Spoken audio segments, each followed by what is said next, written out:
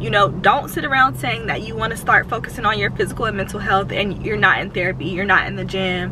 You know, now is the time. Now is the time to really start locking in on these things, and now is the time to really start being intentional about these things, because a new year is right around the corner.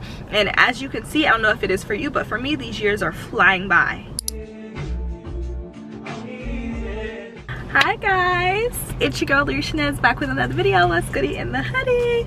Welcome back to another video. If you have been here before, and if you have not been here before, welcome to another video. Well, welcome to your first video. Welcome to my channel, okay? Welcome to my channel. If I am looking down, I have notes for this video, so if you see me like looking down throughout, it's just because I'm just referring to my notes, because I am a chatterbox and I want to make sure that I am like not taking it too far. And also, if it's a little loud in the background, I'm sorry. There's like a highway right in front of me, so you might hear the people on the highway. Without further ado, let's get into the video. I'm so excited. I'm actually shook that 2025 is so close, and I really just want to talk to you guys about what I'm doing or what I'm planning to do to be a better me, not just because it's 2025, but just period, and about the changes that I want to make within my life, within myself, and the things that have already changed, because I feel like the tail end of 2024 was a big shift for me, and I feel like it has really helped me become I've just changed so much in such a short amount of time. I plan to change for the better consistently, even more, and I want you to do the same thing. I don't want it to be just like a New Year's resolution, but you know, 2025 is right around the corner, so it's right on brand for us to mention, you know, 2025 and for us to talk about 2025. But I don't believe in New Year resolutions. I believe that you should constantly be trying to change and be better, and if you try to do it like just because it's a new day or a new year, like it's not gonna stick. Because I mean, why didn't you do it last year if that's the case? But I digress. So about 5 months ago now, I quit nightlife completely. So I know that a lot of you probably are new to my channel, or some of you aren't, but I didn't really post about nightlife on my channel much to begin with, even when I was, or even when I would post. But yeah, so someone's pulling up right next to me in this big old truck. Why? Like, I literally parked all the way over by myself, and like, anyway, yeah, so I was a bottle girl. So many of you do probably know that I also am a flight attendant, but in 2020, for the beginning of this year, I kind of stepped back from flight attendant, and I really just kind of, and he's looking at me like, why are you making this weird?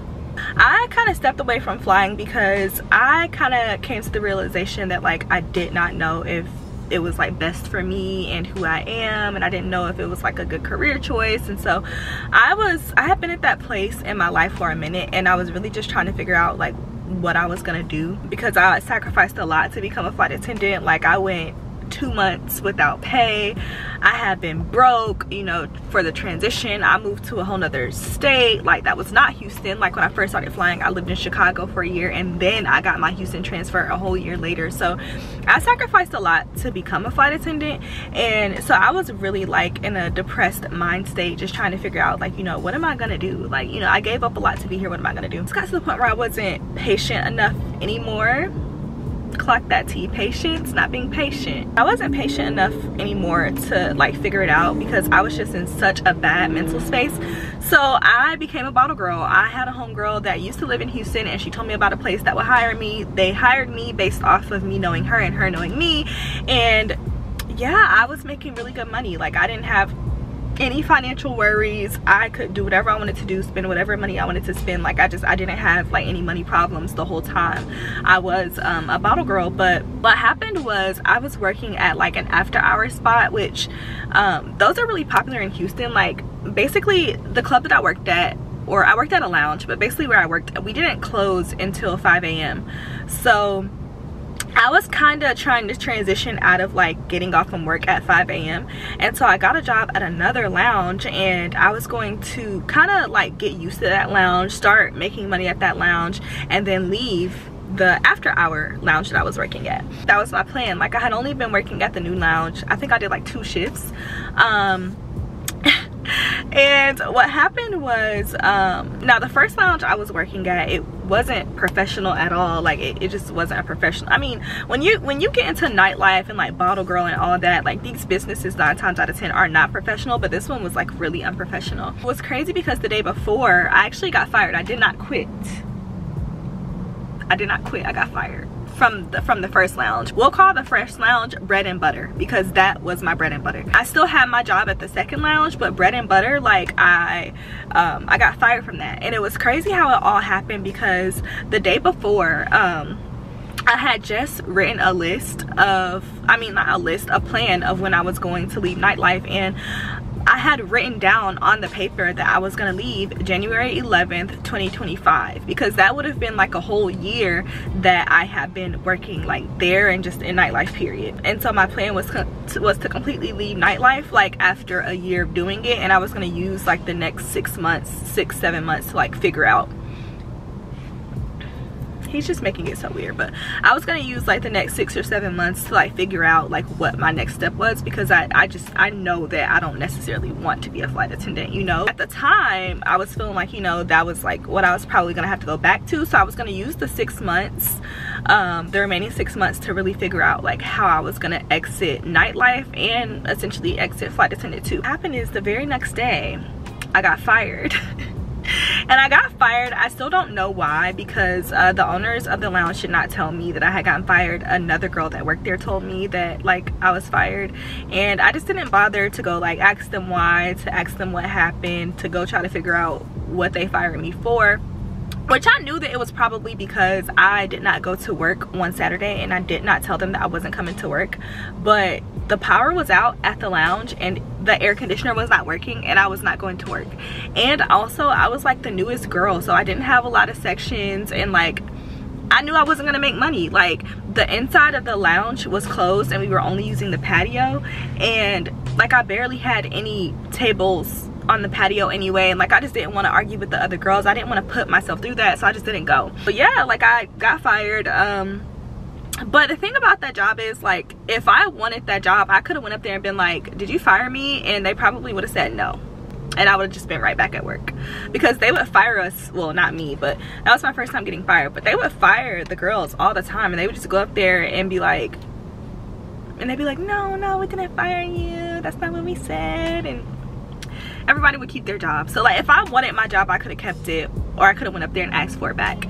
But the reason why I didn't is because the day before I literally had written a plan to leave nightlife, and then the next day I got fired. I just felt like it was God. So that day, you know, I was like a little shocked.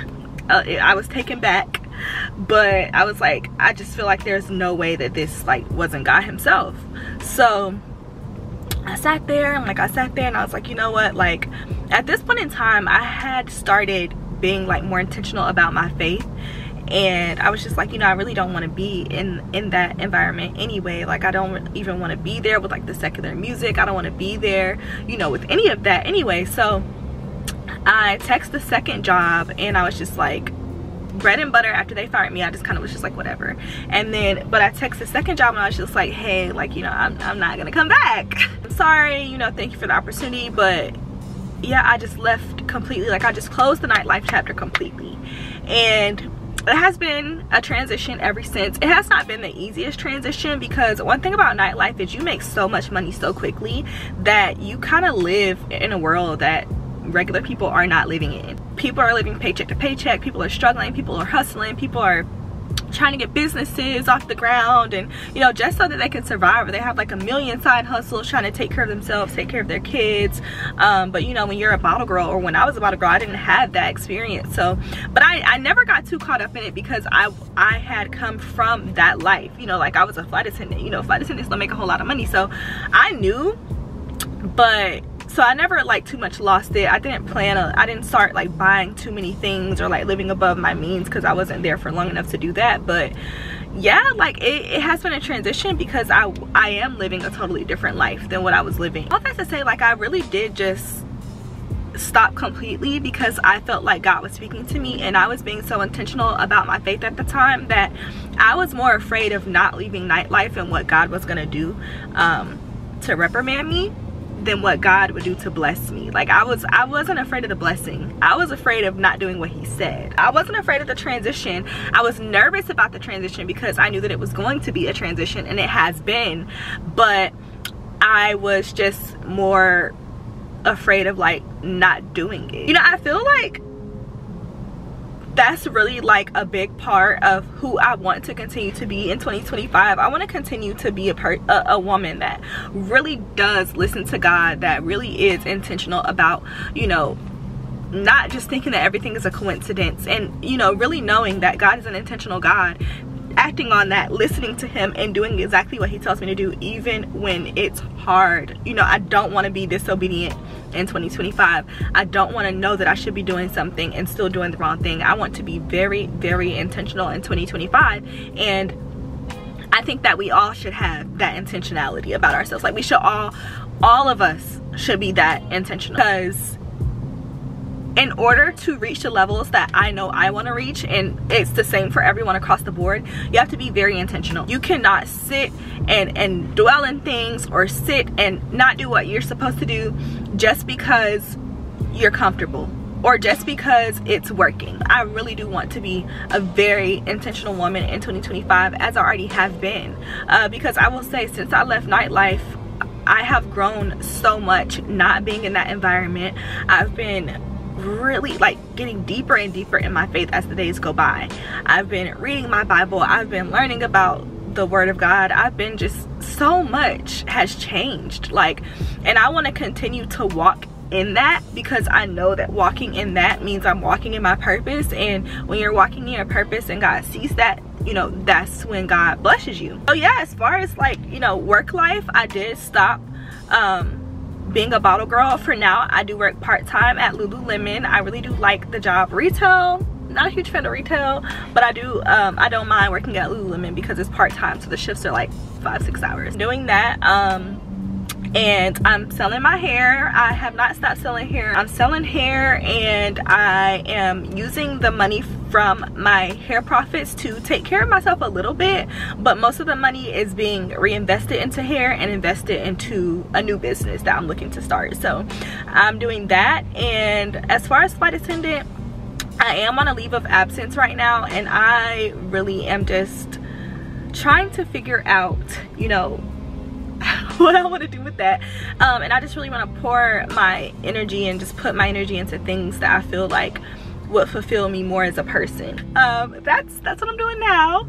And as far as like, you know, like living and all that, I do have a boyfriend, guys. I have a boyfriend, and I also want to give a little bit of advice for that as well. So I'll give y'all a little bit of advice, but this is not relationship advice, okay? This is girl advice, this is life advice, but I am not here to give you relationship advice.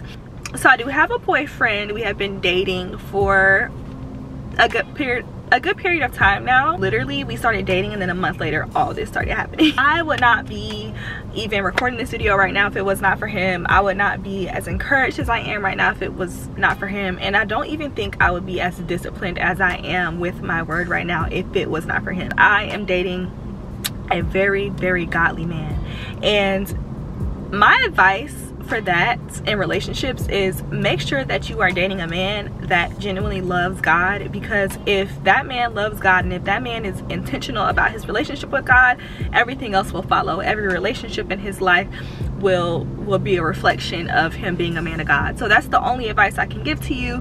If you do plan to date in 2025, if you plan to not date in 2025, if you plan to just find yourself, if you plan to just find yourself, or whatever it is you plan to do in 2025, just make sure that you're putting God first. And if you are going to be dating, make sure that the person that you're dating also is putting God first, because if so, I'm telling you, I have nothing to worry about. And for 2025, I'm just trying to continue to grow further in Christ. My boyfriend and I are celibate. We do not engage in that. Now, we have slipped up before. I'm not going to sit here and just act like I'm so much better than, and that, you know, like I don't sin, you know, but we have before. We have before in the past, but we definitely don't that's not something that we do. Something that we have done, but it's not something that we actively do. So I'm very grateful for that. So I am in a relationship where I do live in the same house with my boyfriend, but my boyfriend and I don't engage in those type of activities. We work hard together to fight off these demons. We work hard together to just be who God has called us both to be. That's what's going on with that. So like I said, just make sure that if you are going to be dating, that you're dating a godly man, and also do not have sex. But you shouldn't be having sex if you're not married. As far as for 2025, like I said, I really just want to focus on growing in my faith. I want to become like a better version of myself. I want that to be emotionally, spiritually, mentally, physically. I want to work on my body. All the things that I am desiring are about balance, growth, and spirituality. It's where I'm at, just period, for life. But because 2025 is so close, it's just like that's even more of an incentive to really just like hone in and really like lock in on these goals. And the same for you. You know, don't sit around saying that you want to start focusing on your physical and mental health and you're not in therapy, you're not in the gym. You know, now is the time. Now is the time to really start locking in on these things, and now is the time to really start being intentional about these things, because a new year is right around the corner. And as you can see, I don't know if it is for you, but for me, these years are flying by. So yeah, I want to be really intentional about my personal growth. And as far as my faith, I want to continue to be intentional about that. I want to be able to get on this channel and really bless people, not just use my platform to just vlog, or like not just for selfish content. I want to be able to lead people to God as well from my platform. So that's something that I really have been just kind of, I feel like I've been kind of putting myself away and just focusing on reading and learning my Bible, so that, you know, if I do get on here and start saying something to y'all, that I'm not giving y'all misinformation and it comes straight from the Bible. As far as my business, like I said before, I am focused on, like, you know, reinvesting the money from my hairline to start a new business. I do want to start a new business because I've been selling hair for so long, y'all. I'm just ready for something new and fun and fresh, and something that I can enjoy marketing, and, you know, something that's just something I can just have fun with. And then as far as my channel, so, and content creation, so this is a really big one. I am finally going to hold myself accountable in my content creator journey. If you follow me on TikTok, if you follow me, not really on Instagram, I'm not really too much worried about Instagram, but if you follow me on TikTok, I've been pretty consistent on there. I've been posting YouTube shorts. This is gonna be my second video, and I want to say a week. And I really also want to start posting Wednesdays and Sundays. I want Wednesdays to be just like a sit down chit chat video like this, whether I'm giving you advice, whether I'm talking to you about what's going on in my life and how I'm gonna grow from it. Someone's watching me record, which is so awkward, but I'm trying to think, like, whatever it is, it's just gonna be like sit down chit chat videos. Like, that's what I want to do on Wednesdays. And I also want those videos to add value. So like, I am giving you kind of like a life update right now, but I'm also talking to you about, like, you know, how you should also be elevating your life in 2025. So I do want these videos on Wednesdays to have value, and I do want them to be like chit chat, sit down style videos where it's just me and you just chit chatting, talking it out. And then on Sundays, I want those to be vlogs. So my goal for the future is Wednesdays and Sundays. I'm so committed to that it's literally 3 o'clock on a Wednesday right now. My goal is to post this video at 6 o'clock. I'm literally about to go home and immediately start editing it, post it, go back out, go to the grocery store, and cook dinner. This is how committed I am, and this is how committed I need you to be if this is also something that you want to do. So like, I'm just really committed to attacking all of my dreams and my goals in 2025, and just from this point forward. And it's not just a 2025 thing for me. I believe in having goals and being intentional about reaching them. That's what I believe in, and I feel like now is no better time, because 2025 is so close.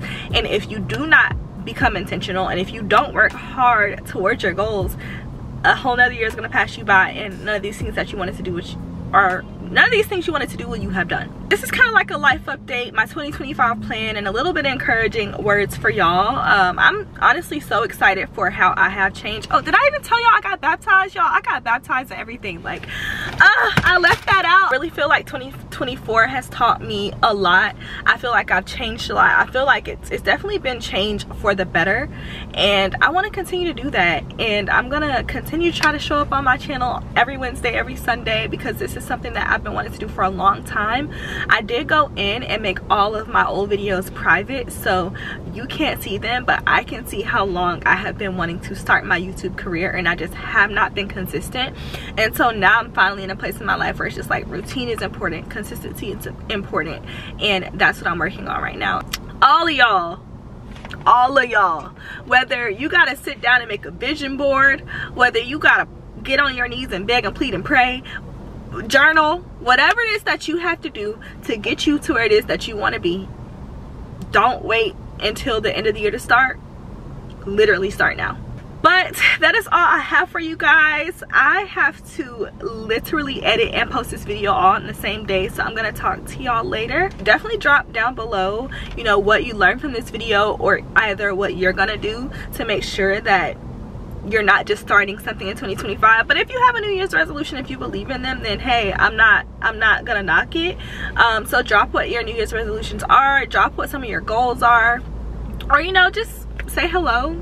I respond to all of my comments, and I love y'all so much. We're gonna pray that the routine of every Wednesday and Sunday starts this week, but if not, officially next week it will start. I love y'all so much. I will see y'all in my next video, which is hopefully a vlog on Sunday. And yeah, I hope that y'all have a good rest of your day, or evening, or night, or morning, or whenever you're watching this. And yeah, make sure that you subscribe. Bye.